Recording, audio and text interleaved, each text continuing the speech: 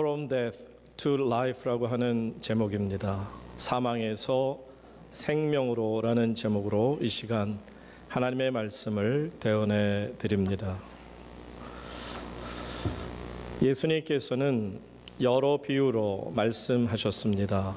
그 중에 이런 비유를 말씀하신 적이 있죠. 여러분이 너무 잘 아는 탕자의 비유입니다. 한 아들이 자기의 몫을 챙겨서 아버지로부터 멀리 떠나갑니다. 그리고는 그가 갖고 있는 많은 재산을 허랑방탕한 생활로 다 탕진하게 되고 마침내는 궁핍에 처하게 되죠. 그래서 이 둘째 아들인 탕자는 돼지 치는 일을 할 수밖에 없었고 너무나 배가 고파서 돼지가 먹는 열매를 주워 먹을 수밖에 없었고 마침내는 그것조차도 먹을 수가 없는 참으로 극심한 빈궁의 상태로 빠지게 됩니다. 이것은 예수님께서 하나님을 떠난 사람들이 어떻게 될 것임을 비유로 말씀하신 것입니다. 예수님께서는 이 비유를 통해 말씀하심이 바로 그거죠. 하나님을 우리가 멀리 떠나가게 되면 결국은 우리는 이 땅에서 하나님이 내게 주신 삶, 시간, 재물, 재능 이런 모든 것들을 허비하며 살아갈 수밖에 없다라는 것입니다. 그래서 결론적으로 이 탕자인 작은 아들은 참으로 비참한 상태에 빠지게 되죠. 그래서 예수님은 이 비유의 말씀을 통해 우리에게 권면하시고자 가르치고자 하심은 이겁니다. 그러니 너희들이 지금이라도 하나님께로 아버지께로 돌아와야 된다라는 것을 가르쳐 주기를 원하시죠. 물론 탕자의 입장에서는 쉬운 것 아닙니다. 아버지께로 돌아가고 싶은 마음은 있지만 아버지께로 현실적으로 돌아가는 일이 어찌 그리 쉽습니까? 내가 내 죄를 회개하고 주님께로 돌아가는 일이 쉽다면 세상에 구원받지 못할 사람은 하나도 없을 것 같이 생각되어집니다. 탕자의 입장에서 보면 자신의 비관적인 생을 판단한 나머지 마지막에 끔찍하게도 자살로 생을 끊는다 해도 사람들이 볼 때는 당연한 것이라 생각할 수도 있을 것입니다.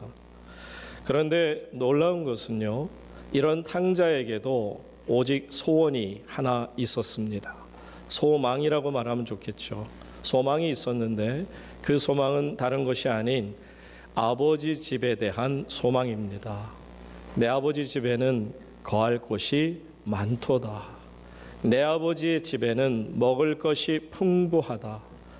다른 건 몰라요. 나를 몸종으로 삼아 주시든지 머슴으로 삼아 주셔도 상관없어요. 다만 내가 아버지 집에 가면 적어도 배고픔을 면할 수는 있을 거다 하는 소망이 탕자에게 있었다라는 것을 주님이 말씀해 주십니다.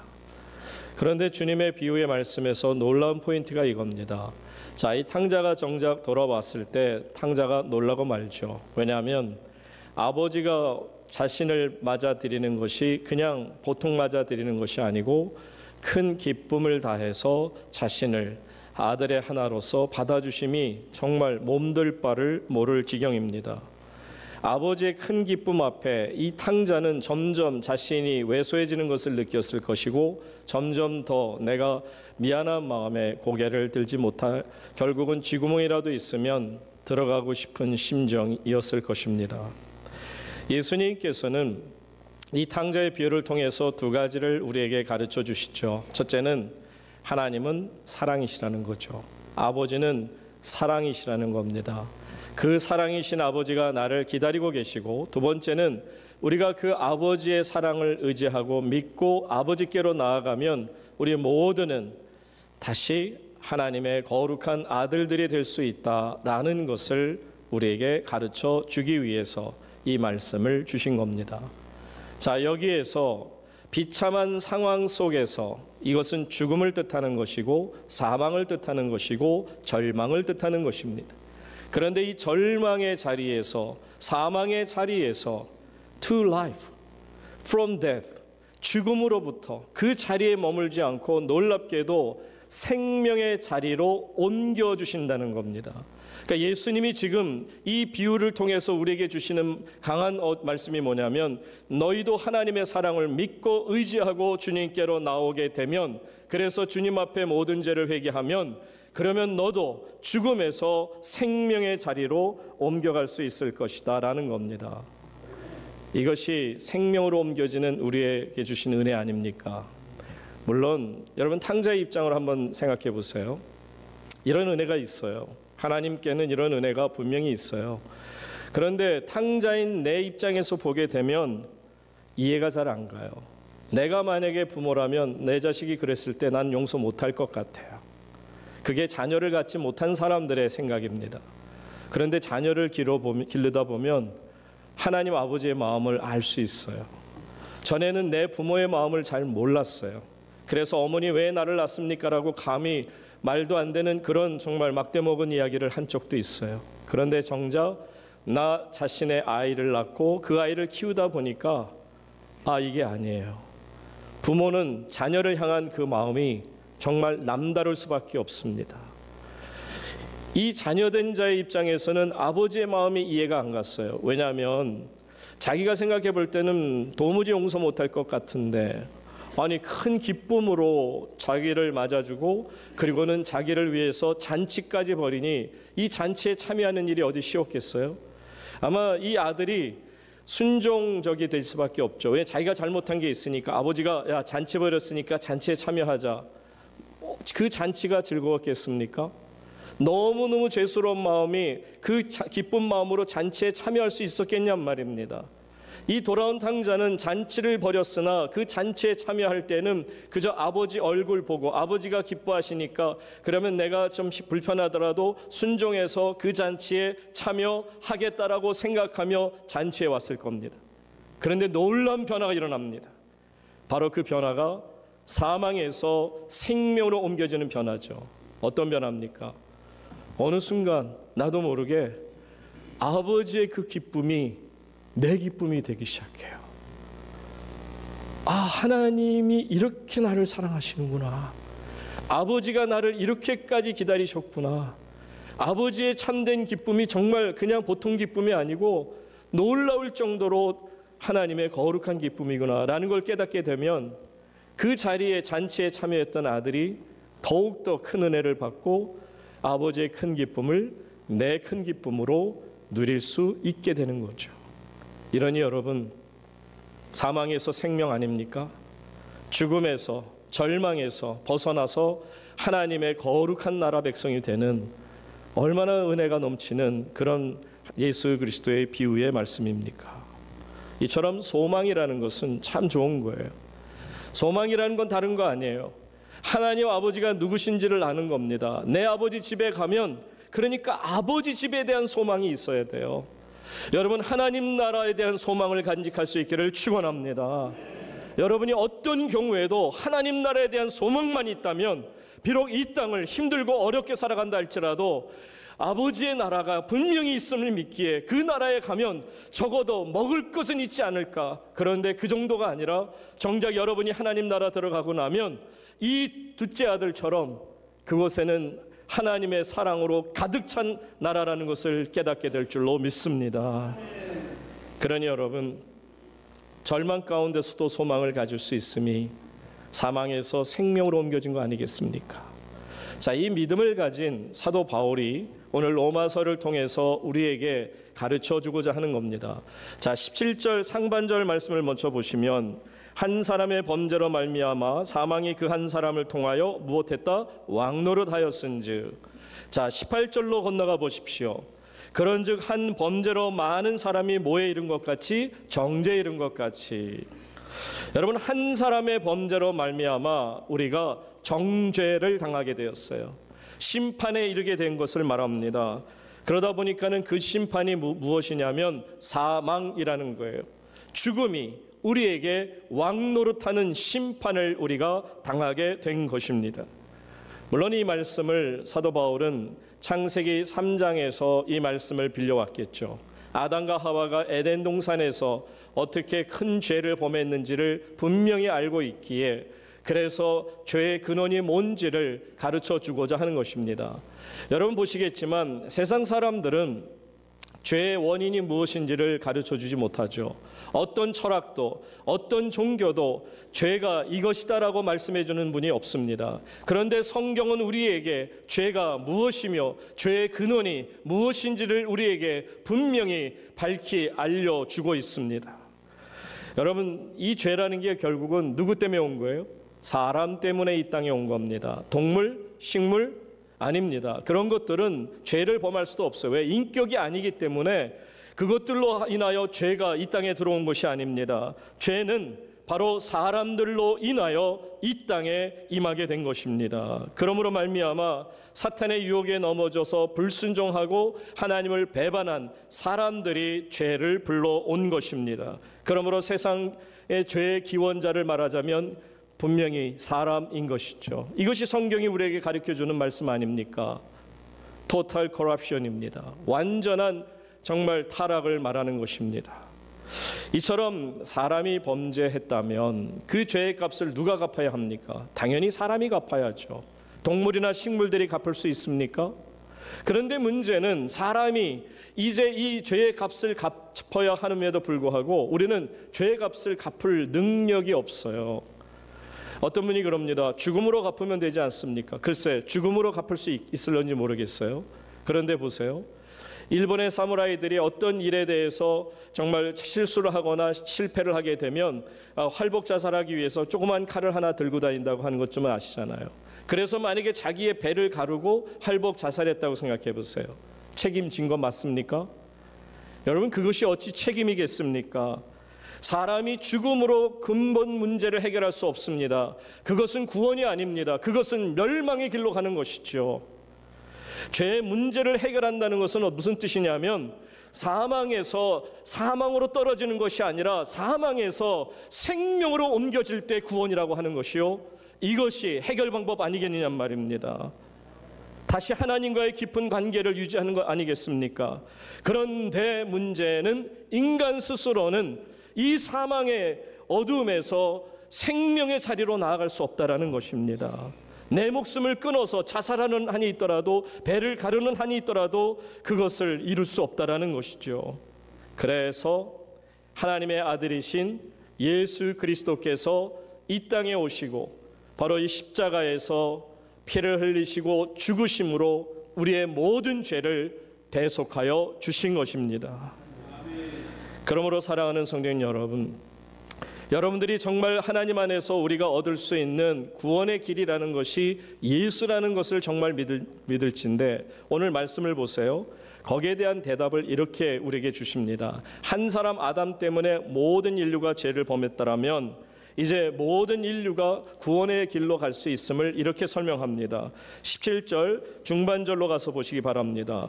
더욱 은혜와 의의 선물을 넘치게 받는 자들은 한 분 예수 그리스도를 통하여 생명 안에서 뭐가 된다고요? 왕노릇하리라. 아까는 사망이 왕노릇했는데 이제는 우리가 하나님 안에서 의와 은혜를 선물로 넘치도록 받았기 때문에 그 받은 사람들이 비로소 이제는 왕노릇할 수 있게 되었다라는 것이고요. 그 다음에 18절 가서 다시 보십시오. 이것이 어떻게 이루어진 것인가? 18절 하반절 한 의로운 행위로부터 다 같이 읽습니다. 시작.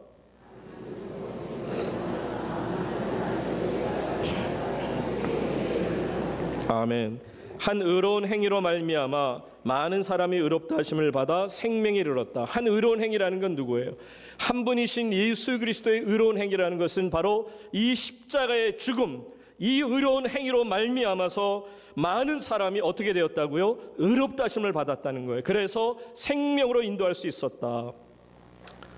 말씀드린 것처럼 사람은 죄에서 헤어나올 수 있는 능력이 없는 자들이었습니다. 모두가 한 사람 아담으로 말미암아 범죄자가 되고 말았죠. 기독교의 요지가 바로 이겁니다. 모든 사람 중에 의인은 하나도 없고 모두가 죄인에 불과하다는 것입니다. 그런데 여러분들은 신앙이 좀 있기 때문에 이 말씀이 그렇게 거북하게 들리지 않겠지만, 어떤 정말 주님을 모르는 사람들, 세상 사람들 가운데는 우리 모두가 죄인이라는 소리가 그렇게 듣기 싫죠. 왜냐하면 나는 나름대로 도덕적인 삶을 살고 있고 누가 보더라도 법이 없어도 살만한 그런 삶을 살고 있는데 예수쟁이들하고는 나는 달라. 나는 죄인이 아니야 라고 생각하고 싶은 분들이 많이 있습니다. 또 교회 안에도 마찬가지예요. 성도님들 안에서도 목사가 강대상에서 우리 모두는 죄인입니다. 그러면 그 얘기에 대해서 어떻게 우리 모두가 죄인이 될 수 있느냐? 아니 아담 한 사람이 죄를 진 것으로 말미암아 나까지 끌어당겨서 마저 그냥 모두 다 이렇게 몽땅 쓸어 넣어서 모두가 죄인이 된다는 게 말이 되냐라고 생각하는 분이 이 가운데도 계실 수 있습니다. 그럴 수 있겠죠.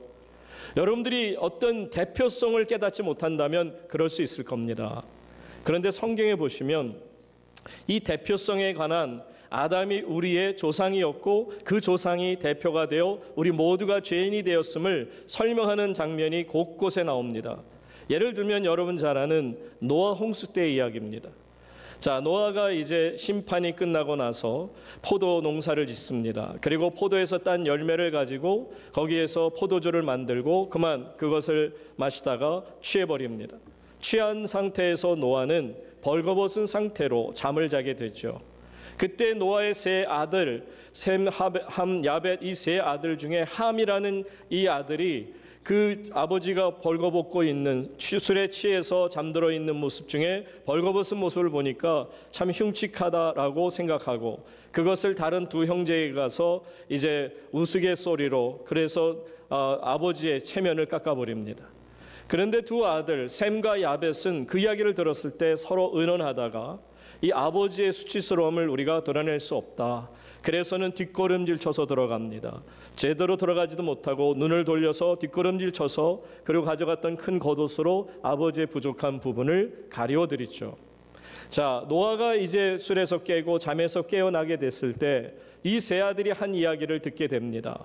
그때 이제 함이라고 하는 아들이 자신의 부끄러운 꼴을 형제들에게 가서 정말 농담처럼 얘기하며 비난하는 그 모습을 꾸짖기를 원하죠. 그래서 이렇게 꾸짖습니다. 창세기 9장 25절에 보면 무서운 꾸지람이 바로 함에게 이루어지죠.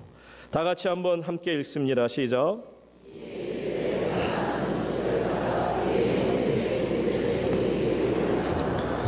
여기서 가나안은 바로 이 함의 별명을 말합니다. 가나안은 함을 뜻해요. 함에게 노아 아버지가 너무 화가 나서 저주를 퍼붓습니다. 가나안, 함은 저주를 받아 그의 형제의 종들의 종이 되기를 원하노라.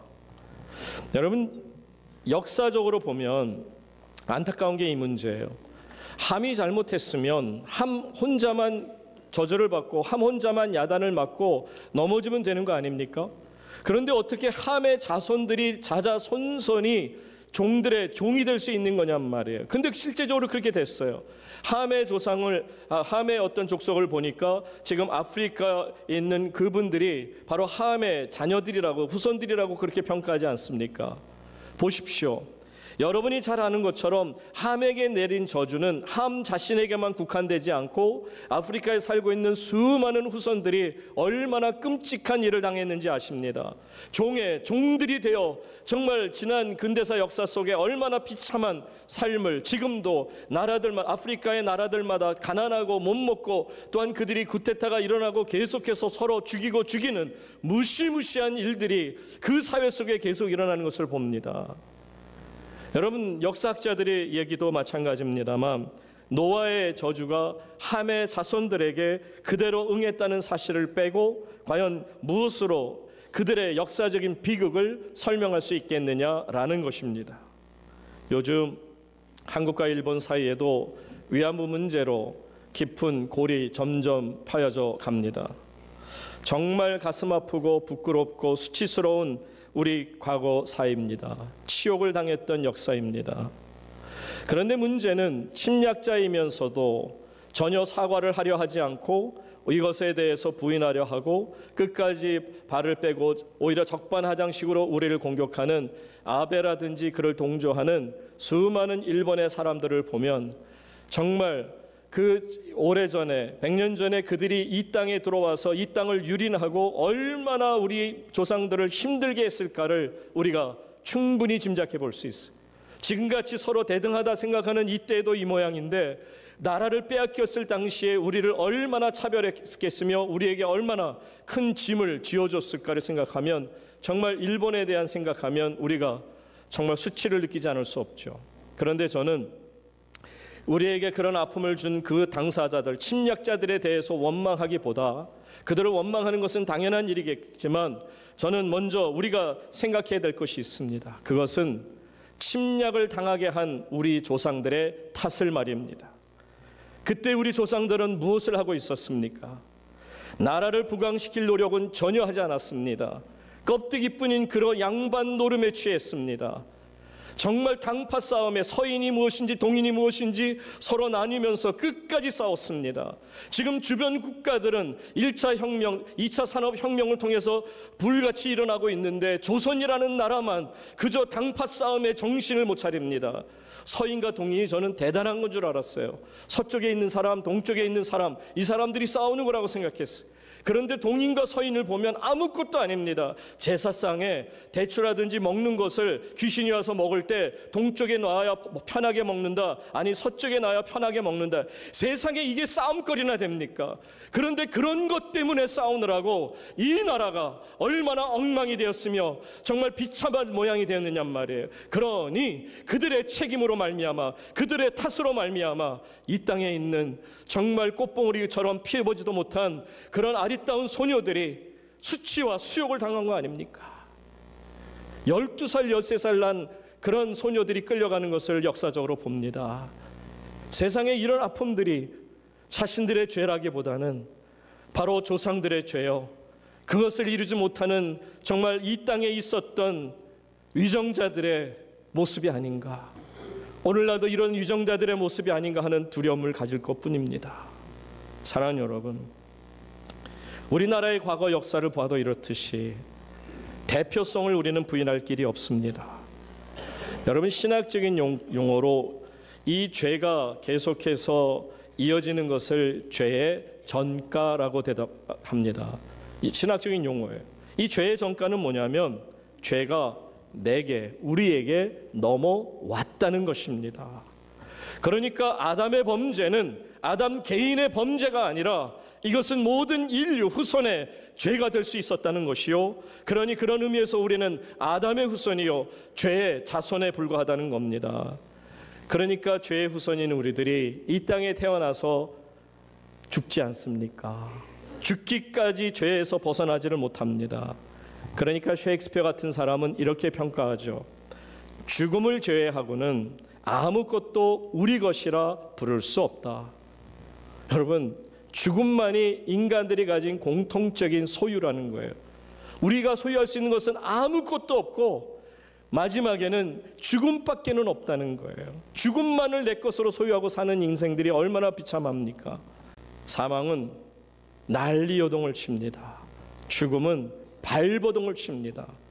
죽음이 발버둥, 사망의 발버둥을 치면 그 주변에 있는 사람들은 두려워 떨 수밖에 없어요. 그런데 우리는 이제 눈 하나 깜짝하지 않습니다. 왜요? 우리는 사망의 종이 아니거든요.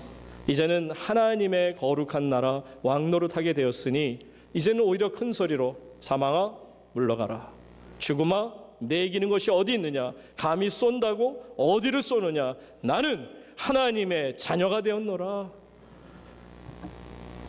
예수님의 비유처럼 둘째 아들 탕자가 주님 앞에 돌아올 때, 아버지 앞에 돌아올 때 아버지가 그를 어떻게 맞아주셨는지를 말씀하신 것처럼 이 모습이 저와 여러분의 모습이 될 줄로 믿습니다. 그런 의미에서 여러분, 저는 축하를 드립니다. 정말 축하를 드리는 것은 이제는 여러분은 사망의 자리에 앉지 아니하고 생명의 자리로 옮겨지게 된 줄로 믿으시기 바랍니다.